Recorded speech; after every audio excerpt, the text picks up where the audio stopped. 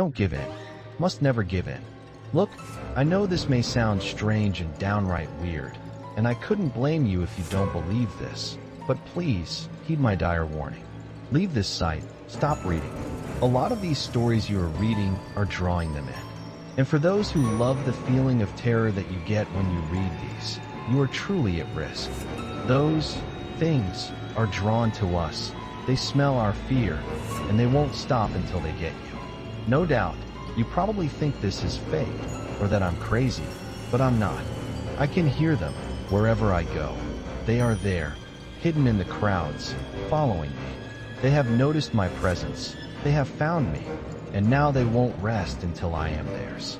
They use fear, turning and twisting it until you break. But they will never break me. They will never get me. Not now. Not when I'm dead. I will not become their play toy. You can avoid them though. If they have yet to find you, you still have a chance. Leave this site. For the love of God, leave. If you are still reading, no doubt you want me to elaborate as to what it is that I am talking about. They are nothing, yet everything, inner representations of all you fear. And they will stop at nothing until they have you. I know I will never beat them, but I can at least stop them from getting more victims. This all started for me about a month ago.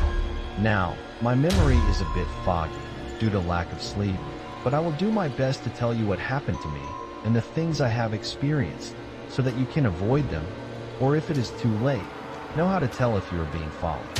I had just gotten home. It was a Friday, I think, and I was bored. I lived alone, having just gone through a nasty divorce, and was staying in a one-room apartment. I had gotten back on my feet and had managed to get a laptop and internet. Now, I was a big fan of creepypastas and other scary tales. I watched horror movies, played horror games on my computer, you name it.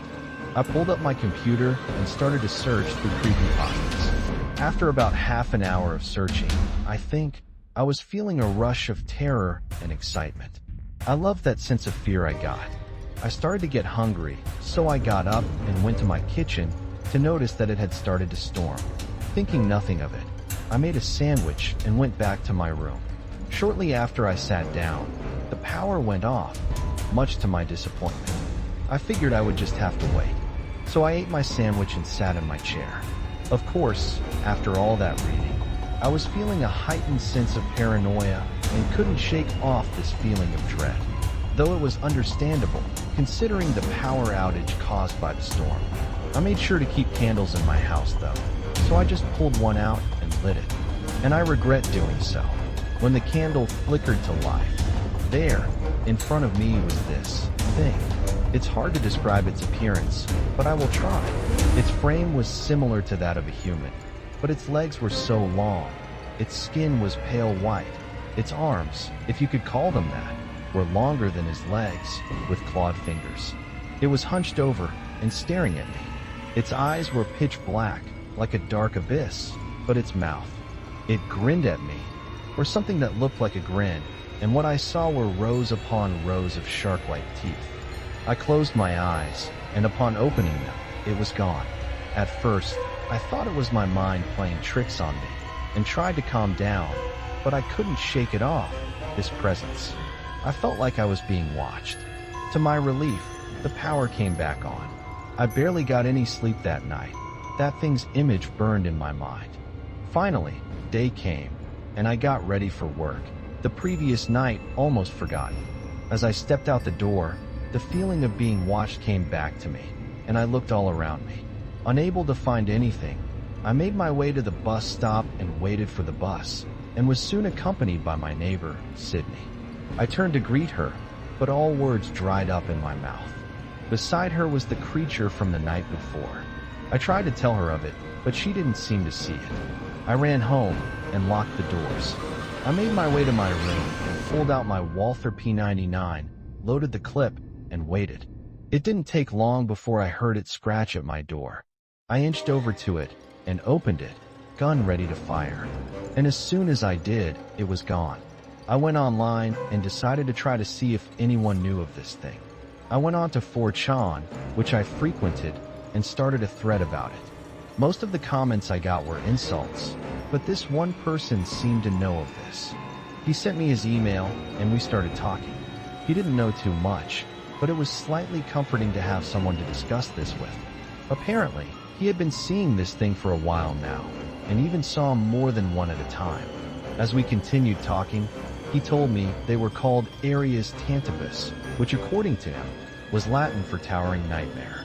No doubt due to its height and the fear it instills. We eventually started to talk via Skype, and soon became pretty good friends.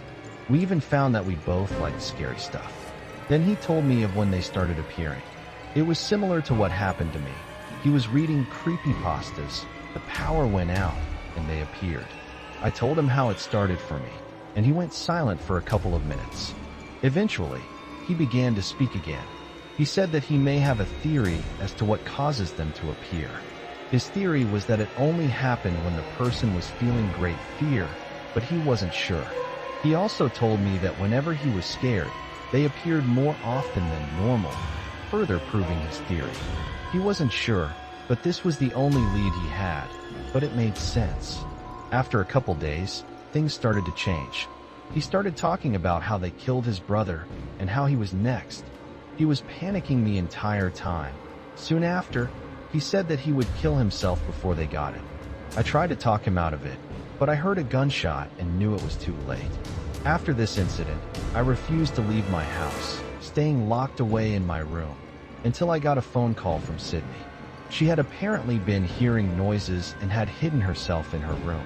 She thought it was a burglar and knew I had a gun. I rushed over, gun in hand, and kicked the door open.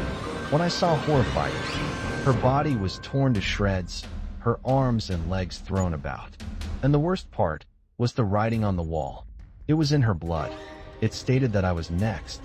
I ran back to my apartment and called the police instantly.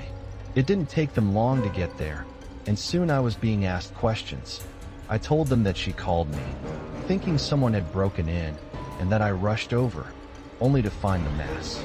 I knew they wouldn't believe me if I told them of the creatures, so I didn't. I've been locked in my room ever since then, pistol in hand, waiting. I managed to kill one of these things. I inspected the creature and made a big mistake. I touched it. The moment I made contact with it, I was flooded with information, to the point where I nearly passed out. I was horrified by the things I learned. But all I need to know is that these things can die. And so, I will leave my apartment, and should more appear, I will fight. I write this to you as a warning. Fear may be fun at times to feel, but avoid it. It feeds them, it draws them. This is my final note, for I doubt I will survive. Goodbye. Written by Aerias Tantibus. Content is available under CC by SA.